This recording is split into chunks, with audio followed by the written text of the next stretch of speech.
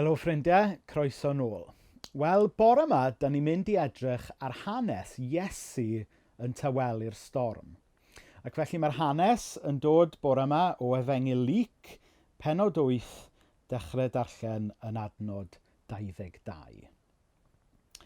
Un diwrnod, dywedodd Iesu wrth ei ddisgyblion, beth am i ni groesi i ochr draw'r llyn?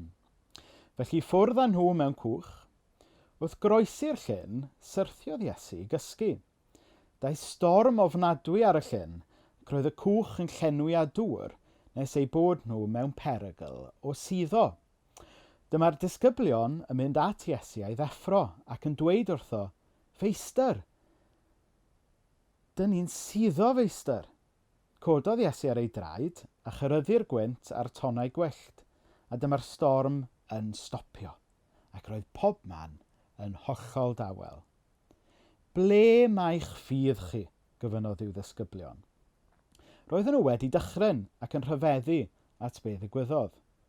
Pwy ydy hwn, medden nhw? Mae hyd yn oed yn rhoi gorchymyn i'r gwynt a'r dŵr, ac mae nhw yn ei fyddhau iddo. Nawr, mae presenoldeb gan rhai pobl yn does. Pan mae rhai pobl yn cerdded mewn i'r stafell, maen nhw'n hoelio sylw pawb. Maen nhw'n dweud fod y gallu gan rai pobl i newid awyrgylch stafell wrth iddyn nhw gerdded i mewn. Ac un person yn sicr oedd yn dal sylw pobl ac yn newid yr awyrgylch, le bynnag oedd e'n mynd, oedd Iesu. Oedd y bobl oedd Iesu yn ei gyfarfod yn cael eu cyfareddu ganddo fe. Oedd yr awdurdodau yn bobman yn ei ofni fe. Oedd y llywodraethwyr a'r brenhinoedd yn ei ddigeddus ohono fe. Da neu ddrwg, yn sicr oedd Iesu'n creu argraff ddofn ar bawb oedd yn ei gyfarfod e.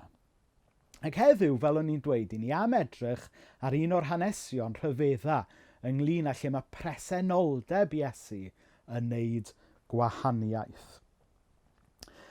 Oedd môr Galilea, le mae'r hanes yma yn cymryd lle heddiw, oedd yn enwog am fod yn lyn neu'n fôr tymhestlog a cyfnewidiol. Mi oedd ei leoliad daearyddol yn golygu fod ychydig bach o wynt yn gallu gweddnewid natur y môr yn sydyn iawn. Mae'n debyg heddiw ar lethrau llyn Galilea, mae yna, os ewch chi i faes parcio mewn ambell le, bod yna arwyddion yna'n dweud i bobl barcio yna ar ei risg eu hunain, oherwydd fod y tywydd yn gallu creu'r dŵr godi dros y meysydd parcio yma, bron heb lawer o rybydd. Nawr yn adnod 23, i ni'n gweld yn yr hanes yma fod Iesu yn cysgu yn drwm. Nawr, mae yna wahaniaeth dramatig fan hyn ynglyn â sut oedd Iesu yn actio a sut oedd y disgyblion yn actio. Dyna lle oedd Iesu yng nghanol y storm yma jyst yn cysgu yn braf ac yn dawel. Oedd pawb arall o'i gwmpas mewn panic dramatig iawn.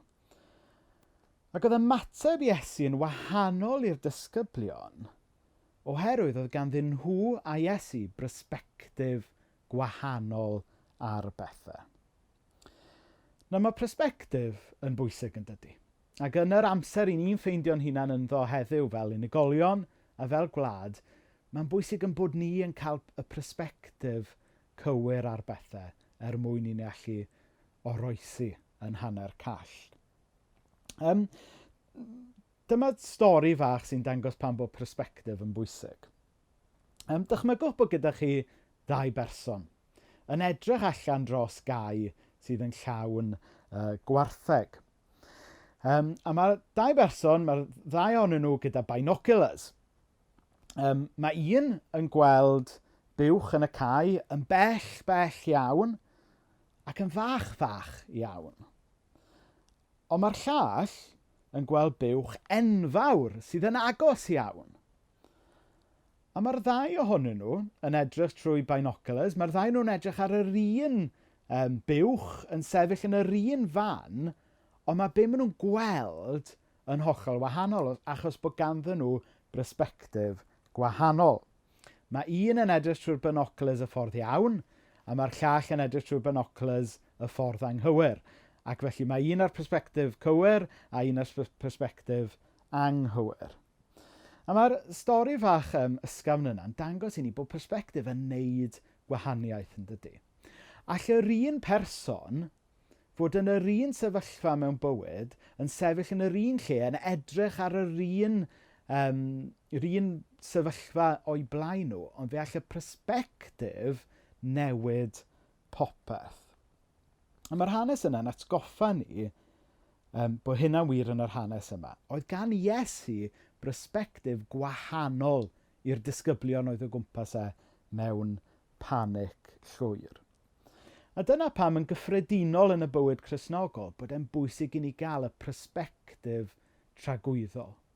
Hyd yn oed yng nghanol stormydd bywyd, mi all y Cristion ffeindio ryw fath o heddwch dwfn. Fe allwn ni drystio, fe allwn ni ddweud yn bod yn tad wrth y lliw. Falle bod y sefyllfa yr un peth â'r person nesaf atyn ni. Falle bod ni'n sefyll yn yr un lle â'r person nesaf atyn ni. Ond mae'n persbectif ni'n gallu newid sut yda ni yn y sefyllfa yna. Fe allai fe fod y gwahaniaeth rhwng ffeindio heddwch a gweld yn bywyd yn syrthio yn ddarnau o'n cwmpas ni. Nawr, un person oedd yn deall persbectif oedd y salmydd. Yn salm 121, ni'n darllen fel hyn. Dyrchafaf fy llygaid i'r mynyddoedd, o'r lle y daw fy nghymorth.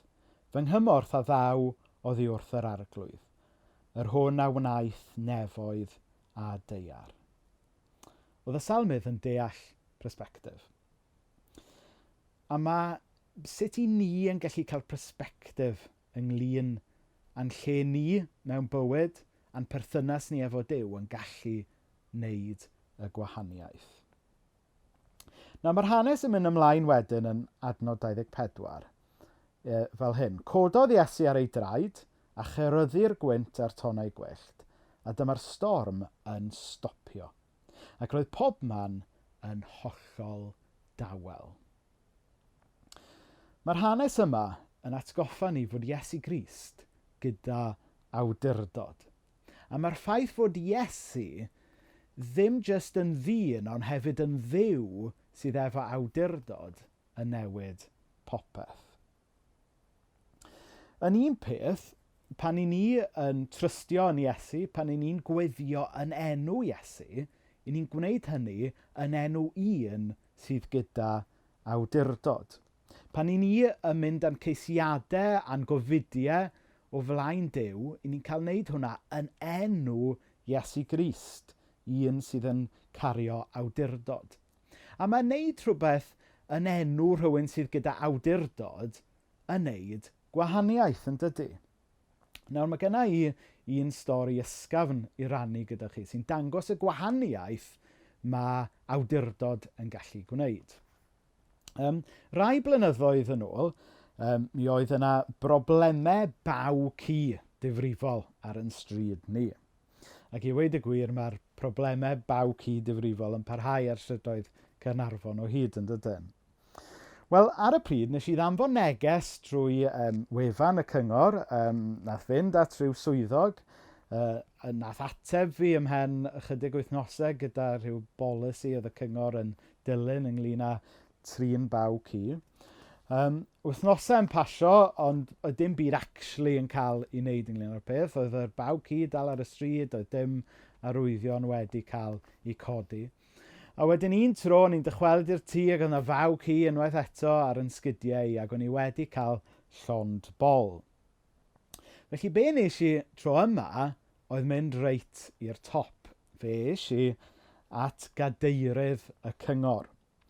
Ac wrth gwrs, cadeirydd y cyngor ar y pryd oedd y diweddar annwyl Hugh Edwards. Oedd wrth gwrs yn gymydog i ni ac yn aelod gyda ni yng Nghaersalem. A dwi'n cofio y prynhawn hwnnw yn iawn.